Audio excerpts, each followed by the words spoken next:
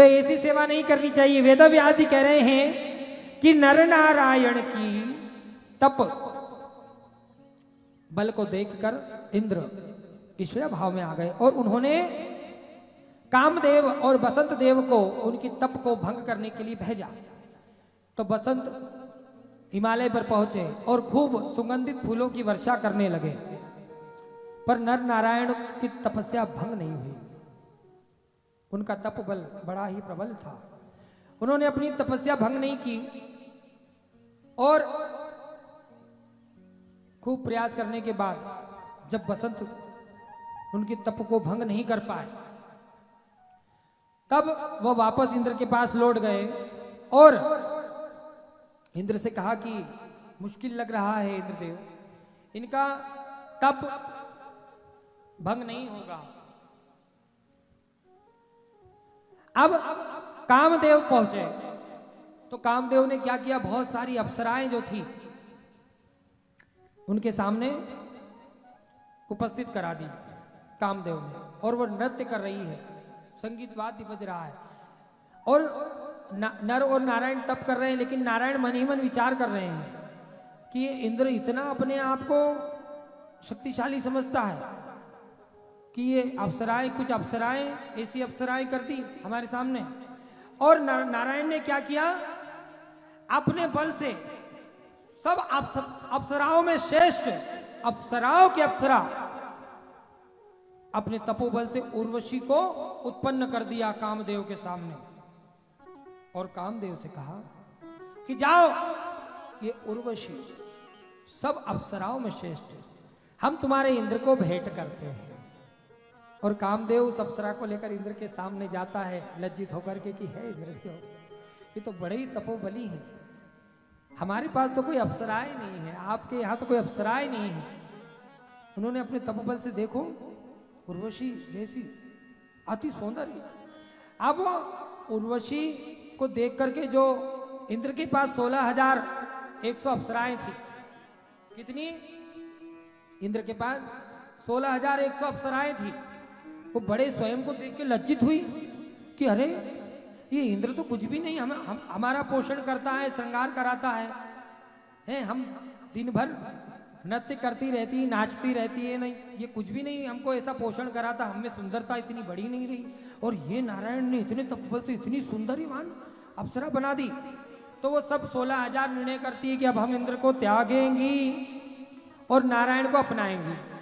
वो इंद्र लोग छोड़ के नारायण के सामने चली जाती है, नर नारायण जहां तप कर रहे होते हैं नारायण, और नारायण से कहती है कि हे नारायण, हम चाहती हैं कि आप हमें अपना लें, और हमें पता है कि आप हमारा भरण पोषण कर सकते हैं। क्या कर सकते हैं, भरण पोषण कर सकते हैं।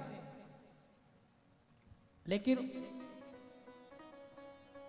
नारायण मन में विचार कर रहे हैं कि अगर मैंने अप्सराएं अपना ली तो फिर मेरे तप का क्या, मेरा तप तो भंग हो जाएगा।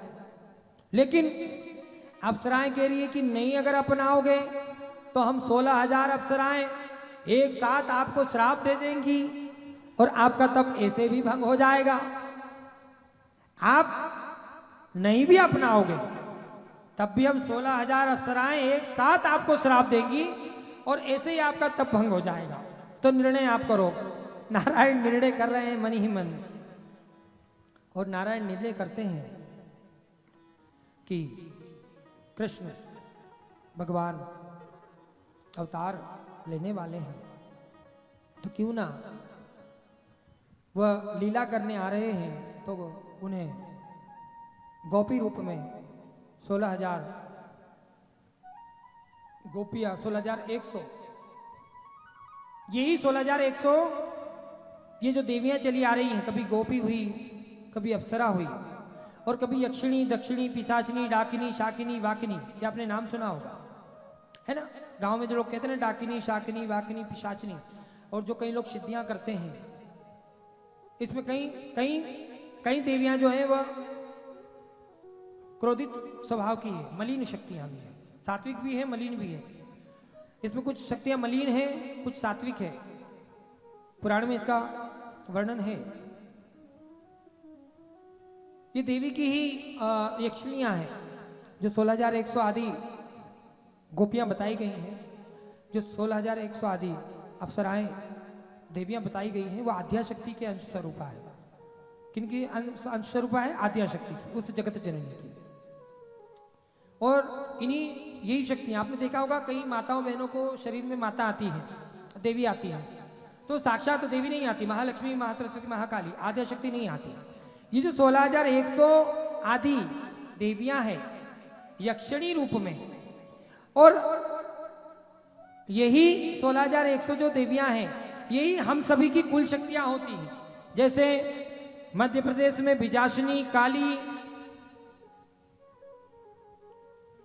महाराष्ट्र में एक वीरा, तो यही जो 16,000 आदि देवियां बनी हैं, ये इस पूरे भारतवर्ष में जितने भी आप लोग और हम लोगों की जातियां हुई हैं, और हमारी जाति धर्म में जो हमारी कुल शक्ति है, वो यही 16,100 आदि देवियां हैं।